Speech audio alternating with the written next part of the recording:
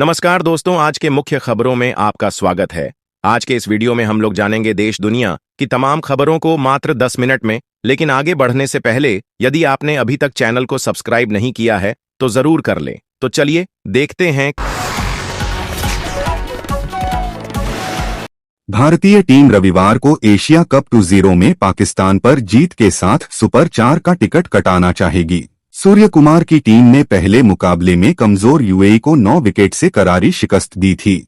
वहीं पाक ने ओमान को हराया था। भारतीय टीम को ओपनर अभिषेक और गिल से अच्छी शुरुआत की उम्मीद होगी। दोनों देशों के बीच द्विपक्षीय मुकाबले पिछले 13 साल से बंद हैं। दोनों टीमें सिर्फ एशिया कप और आईसीसी टूर्नामेंट में ही टकराती हैं। यह भिन्न क्रिकेट प्रेमियों के लिए हमेशा खास और त्योहार जैसा माहौल लेकर आती हैं। लेकिन इस बार तस्वीर कुछ अलग है। मुकाबले को लेकर क्रिकेट प्रेमियों में उत्साह गायब है। 4 महीने बाद भारत में होने वाले 2-0 विश्व कप को देखते हुए मुकाबला महत्वपूर्ण है। कागजों में भारतीय टीम पाकिस्तान की तुलना में कहीं अधिक खतरनाक दिखती है। पाकिस्तान को गेंदबाजी से ज्यादा भारत का बल्लेबाजी क्रम चिंतित करेगा। गिल, अभिषेक, सैमसन और सूर्य कुमार अगर चल जाएं तो किसी भी गेंदबाजी आक्रमण की धज्जियां उड़ा सकते हैं।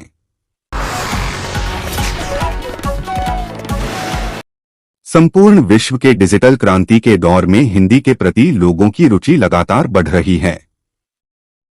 लोग अपनी मनपसंद किताब को डाउनलोड करके खूब पढ़ रहे हैं।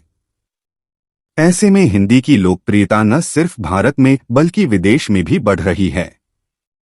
नेशनल बुक ट्रस्ट द्वारा जारी आंकड़े के मुताबिक हाल के दिनों में 15,000 से अधिक लोगों ने गोदान, 12,000 से अधिक लोगों ने थरकेन हिंदी रामचरितमानस और करीब 5,000 लोगों ने अकबर बीरबल की कहानियां डाउनलोड करके पढ़ी है।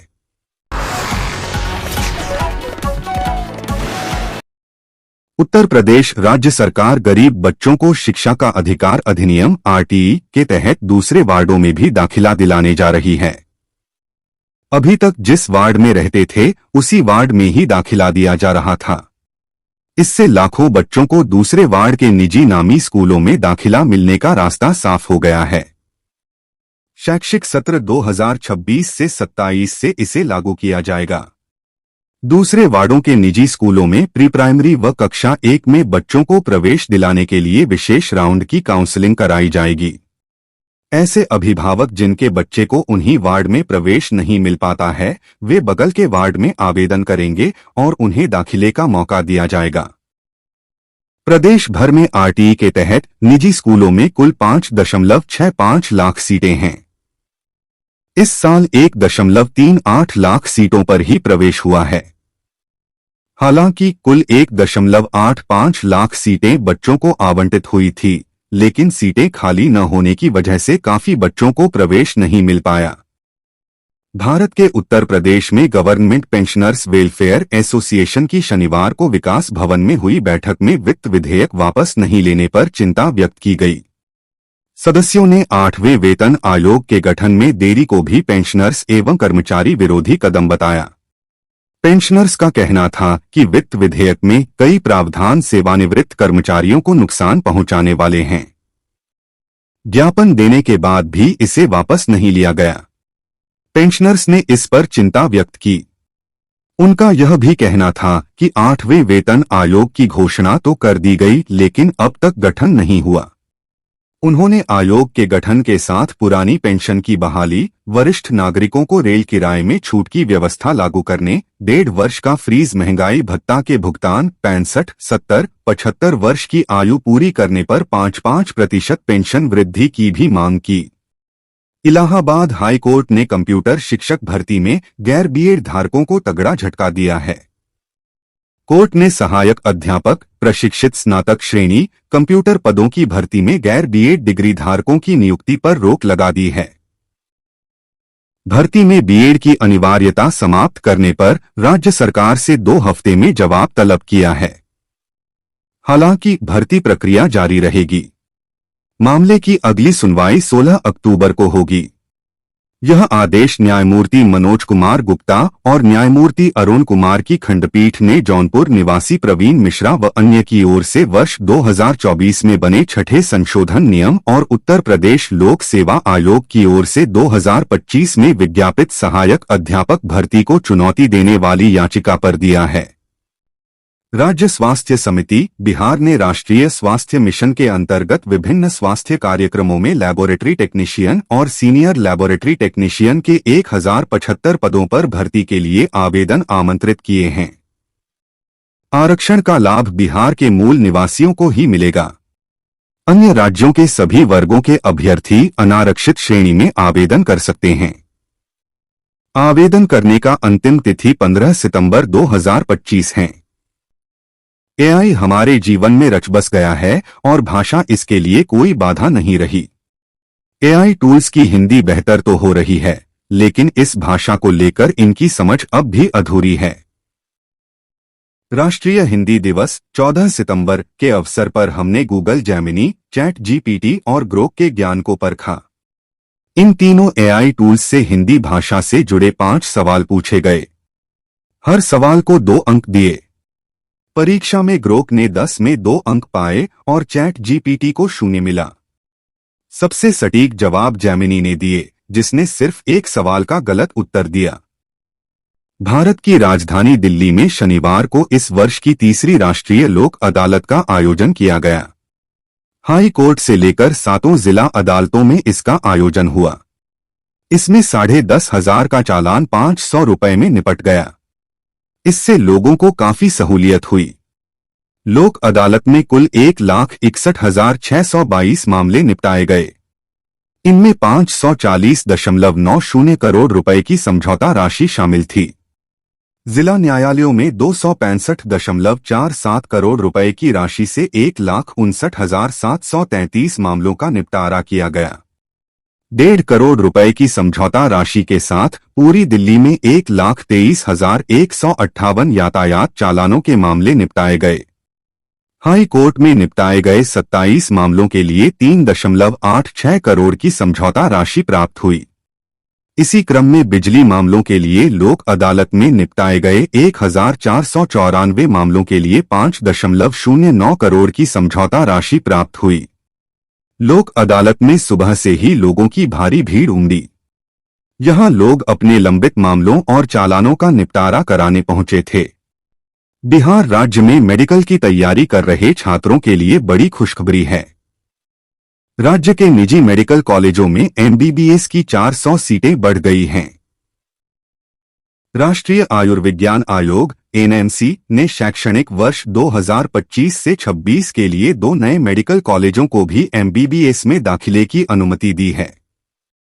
इससे पहले राज्य के 9 निजी मेडिकल कॉलेजों में कुल 1,350 सीटें थीं, जो अब बढ़कर 1,750 हो गई हैं।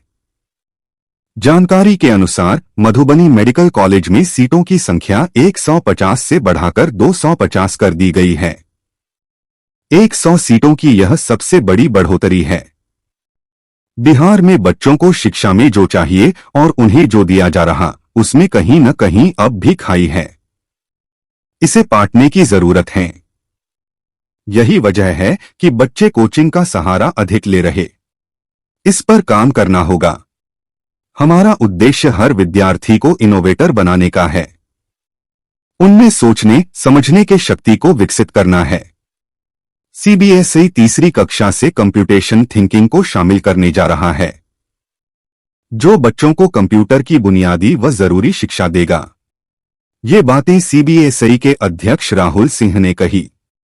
वह सीबीएसई और Pataliputra Sahodaya school complex PSC के संयुक्त तत्वावधान में शुक्रवार से स्टेम शिक्षा, विज्ञान, प्रौद्योगिकी, इंजीनियरिंग, गणित विषय पर शुरू हुए 2 दिवसीय राष्ट्रीय शिक्षक सम्मेलन 2025 के समापन के अवसर शिक्षकों के सवालों का जवाब दे रहे थे।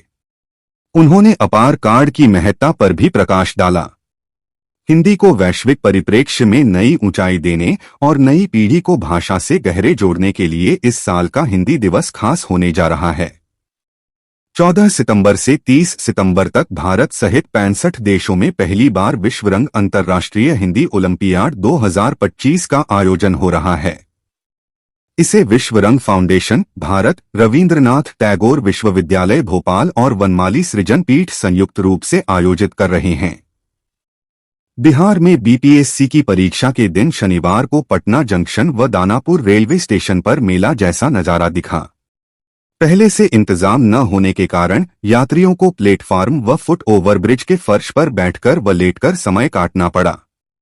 जिले से बाहर जाने वाले अभ्यर्थियों की भीड़ रेलवे स्टेशन पर खूब रही। इस दौरान धक्का मुक्की भी खूब हुई। भीड़ को कंट्रोल करने के लिए जीआरपी व आरपीएफ के जवान मुस्तैद दिखे। पटना जंक्शन से बिहार के अन्य जिलों के अलावा दूसरे प्रदेश रांची, बनारस, प्रयागराज, वाराणसी, कानपुर जाने वाली ट्रेनों में काफी भीड़ दिखी। पहलगाम आतंकी हमले के बाद मैदाने जंग में एक दूसरे से टकरा चुके भारत और पाक एक बार फिर आमने सामने होंगे। इस बार दोनों चिरप्रतिद्वंद्वियों के बीच जंग क्रिकेट के मैदान में होगी। रविवार को होने वाले एशिया कप 20 के इस मुकाबले को लेकर भारत में कई जगह विरोध हो रहा है। Report Mumbai agency.